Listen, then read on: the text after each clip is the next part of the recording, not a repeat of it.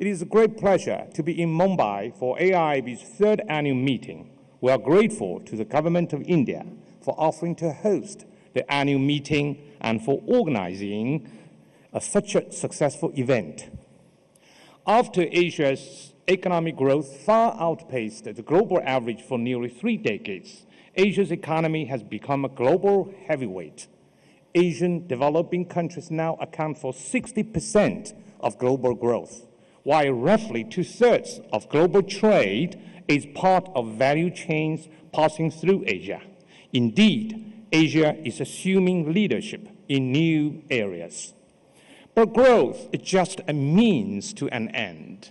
The ultimate objective is to improve people's lives, enable individuals to reach their potential and enjoy prosperity and security. It is a dream of all of us Asians to live a middle-class lifestyle with good education and healthcare, a clean environment, and consumer comforts. Yet still today, 11% of Asia's population remains in poverty. There's no room for complacency. We know that poverty is concentrated in areas that do not have good connectivity to the global market. So part of the situation is right in front of us. We simply need to act. It is against this backdrop that AIIb was formed. Economic openness and investment in infrastructure drove Asia's growth in the previous decades. Now, much more must be done to ensure the future continues to brighten for all of Asia. Asian populations support global economic integration because it has brought benefits to the region. A 2014 Pew Global Attitudes Survey found that most Asian countries see trade as a job creator. Unfortunately, protectionism practiced by some countries is likely to dim the prospects for all countries in the world, including themselves. Globalization can be disruptive. A key task of governments is to ensure that benefits of trade are widely spread to help the losers adjust and become winners. When China joined the WTO, free trade was a challenge for many sectors, particularly agriculture, which was not China's comparative advantage. But the Chinese government implemented crucial reforms and economic restructuring and improved its social policies and income redistribution. The result, in China, globalization is popular because many have benefited. China's success rests on the government's willingness to adapt short-term sacrifices and the people's embrace of reform. Looking at the prospects for developing Asia, I will ask, will we continue to have an open global trading system, or will the world retreat into protectionism? I would urge some developed countries to resist protectionism and remain open, and developing countries to continue opening up. We must strive to preserve those features which spread benefits, and we must rejuvenate and rethink those systems which may be weakening to find a path forward in the 21st century, the Asian century. We must also revitalize the global economic institutions. The global economic order is precious, but imperfect. As developing countries increase their share of the world economy, they should also have greater weight in the multilateral institutions.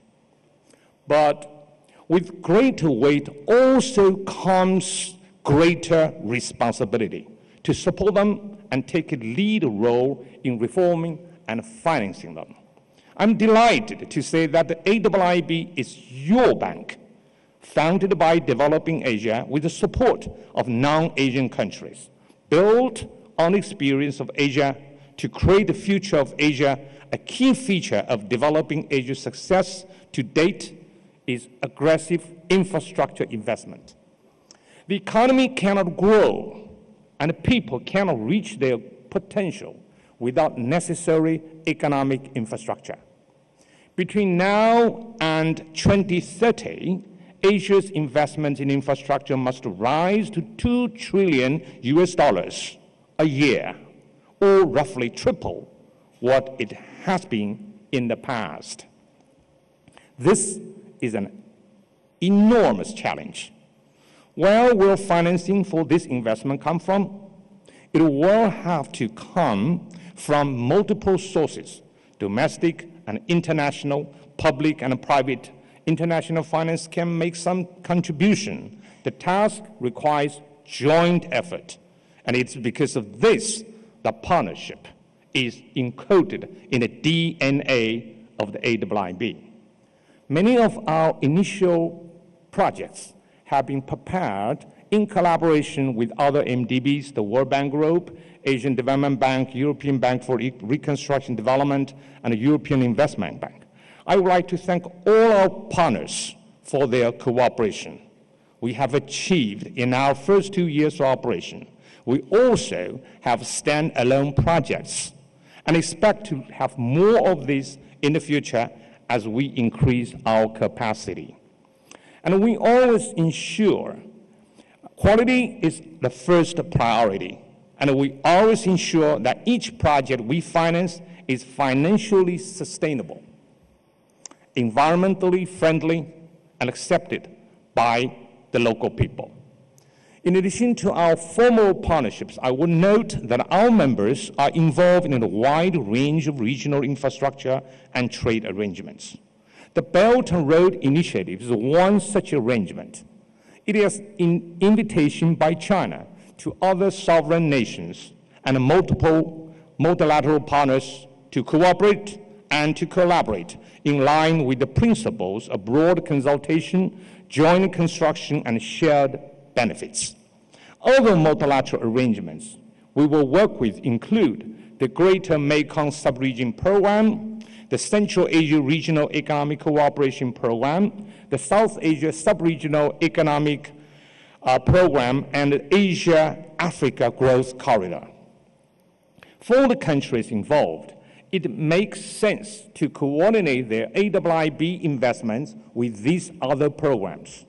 For the AIIb, we will promote cooperation in all of these areas, provided that the projects meet the high standards we expect. However, it is important to note that there is a limit to how much infrastructure financing can come from abroad. Today, the average debt for Asian countries is at a favorable level, and continued rapid growth means countries can cautiously take on more external debt. But there are some countries that face unsustainable external debt, and they will need to adjust their policies. This issue of external debt sustainability is one of the reasons why foreign financing must work in partnership with domestic sources, including the domestic private sector and local governments. And it's for this reason that the title of this year's annual meeting is Mobilizing Finance for Infrastructure, Innovation, and Collaboration. Well-designed technical assistance from MDBs and other sources can help developing countries design good projects and implement them effectively. So, some keys to implementation are competitive bidding on contracts, independent supervision and auditing, and environmental and social safeguards. Another aspect of policy frameworks that I know of personally is pricing of infrastructure services and cost recovery. When China opened up in the early 1980s, the country was faced with mounting infrastructure constraints and scarce local fiscal resources. Early on, the government's policies moved forward towards cost recovery, particularly in power and roads. China now has more kilometers of toll roads than any other country. People who had to cope with stiff tolls and high utility charges are now benefiting from extraordinary infrastructure facilities, thanks to the rational pricing which enabled the networks to expand quickly.